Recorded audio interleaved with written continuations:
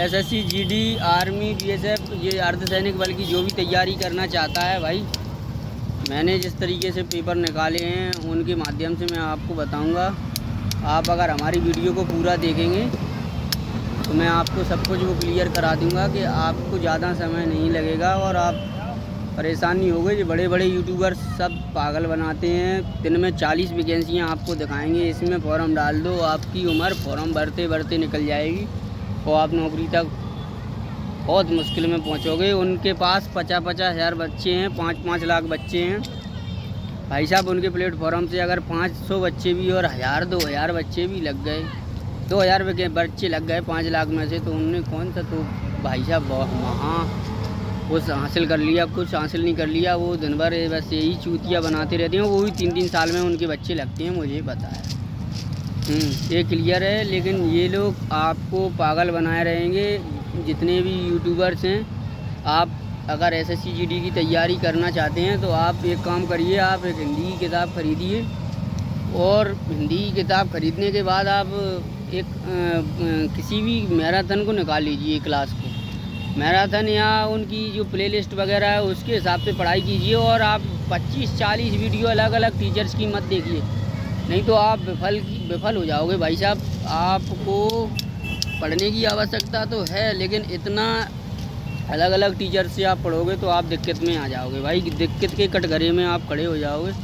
मैं आपको एक ही बात बताना चाहता हूँ कि अगर आप एसएससी जीडी के हिंदी के बाद अगर रीजनिंग की तैयारी कर रहे हैं तो आप प्लेलिस्ट से तैयारी करें। आप मैथ्स की तैयारी करना चाहते हैं तो आप प्लेलिस्ट के हिसाब से तैयारी करें। टॉपिक वाइज टॉपिक पढ़ें, लिखें, उसका रिवीजन कंप्लीट करें और जीएस को लिखें अपने रजिस्टर पर ज़रूर, क्योंकि जीएस अनलिमिटेड है। आप अगर हैंड रिटन नोट्स बनाओगे उसके, जैसे पॉलिटी वगैरह के अगर आप नोट्स बनाते हो या सभी ज्योग्राफी, इकनॉमी, जो कुछ भी है, हिस्ट्री वगैरह के आप नोट्स बनाते हो, लिखते हो अपनी हैंड रिटन से, अगर उसके बाद आप रिवाइज करते हो तो वो हमेशा के लिए आपके माइंड में प्रिंट हो जाता है या छपा रहता है, आप उसको भूलोगे नहीं।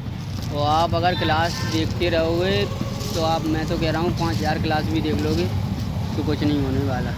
क्लास से ऐसे देखने से सिलेक्शन अगर होते तो बहुत कुछ हो गया होता, पर इतनी ये कोचिंग संस्थाएं चल रही हैं वो सब बंद हो जाती।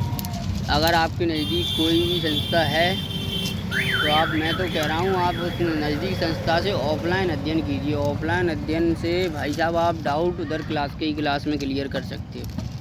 आप जितनी बड़ी कोचिंग जाओगे, ज़रूरी नहीं आप बड़े संस्थान पे पढ़ रहे हो या अच्छा नाम है उनका, उन पर आप एजुकेशन ले रहे हो, तो आप उधर बोल भी नहीं सकते भाई। 500 बच्चे बैठे रहते हैं, नहीं बोल सकते। आप छोटे इंस्टीट्यूट पर अगर आप जाओगे वो समझाएगा ज़रूर आपको, उस लेवल का नहीं जो कोचिंग पढ़ाती है। क्या पता आपको उधर छोटे कोचिंग पे भी आपको अच्छे लेवल के टीचर्स मिल जाते हैं, ऐसा नहीं है, बहुत से लोग हैं। और एसएससी जीडी के लिए तो फिर हर जगह अवेलेबल है, ज़्यादा हार्ड एसएससी जीडी है नहीं तो परेशानियों में डोलते रहोगे, होने वाला कुछ नहीं है। मुझे पता है, ये बात मैं आपको शेयर कर रहा हूँ, आप इसको ध्यान रखें भाई, ध्यान आपको रखना बहुत ज़रूरी है इस चीज़ का।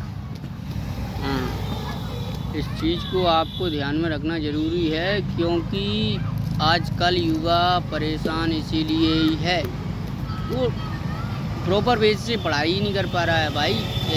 इंटेलिजेंट सभी हैं, इंटेलिजेंट सभी लोग हैं, ऐसा नहीं है कोई वैसा ही है, इंटेलिजेंट है, लेकिन उनको ये वे मिलना चाहिए भाई। एक रास्ता होता है जो तय करता है कि इस रास्ते से जाना सुगम रहेगा आदमियों के लिए या इस रास्ते से दुर्गम रहेगा। वो रास्ता आपको अगर मिल गया तो आपकी बल्ले बल्ले है, आप उस तक मंजिल तक, आप अपनी मंजिल तक पहुंच सकते हो, नहीं अन्यथा आप गड़बड़ हो भाई साहब, गड़बड़ जगह पे ही जाओगे। और आप 3-4 साल तैयारी करने के बाद आपका सिलेक्शन नहीं होगा, फिर आप कहोगे भाई साहब बहुत पढ़ाई की फिर भी सिलेक्ट नहीं हो पाए यार, हद से ज़्यादा पढ़ाई की, लेकिन आपका एक प्रॉपर बेस ही नहीं था, तो फिर क्या पढ़ाई की आपने बताइए? की कुछ पढ़ाई नहीं की आपने, प्रॉपर वेज के हिसाब से आप सिलेक्शन ले सकते हो। ठीक है, यहीं पे हम अपनी वीडियो ख़त्म करते हैं। आप अगर जहाँ तक आप 10 व्यूज़, 100 व्यूज़, 500 व्यूज़, जितने भी आप अगर आप इस वीडियो को देखो तो बताओ कि मैंने सही बोला है कि नहीं। आप कमेंट सेक्शन में इस बारे में मेरे को ज़रूर बता दो कि यार ये इन्फॉर्मेशन आपके लिए काम आई है या नहीं।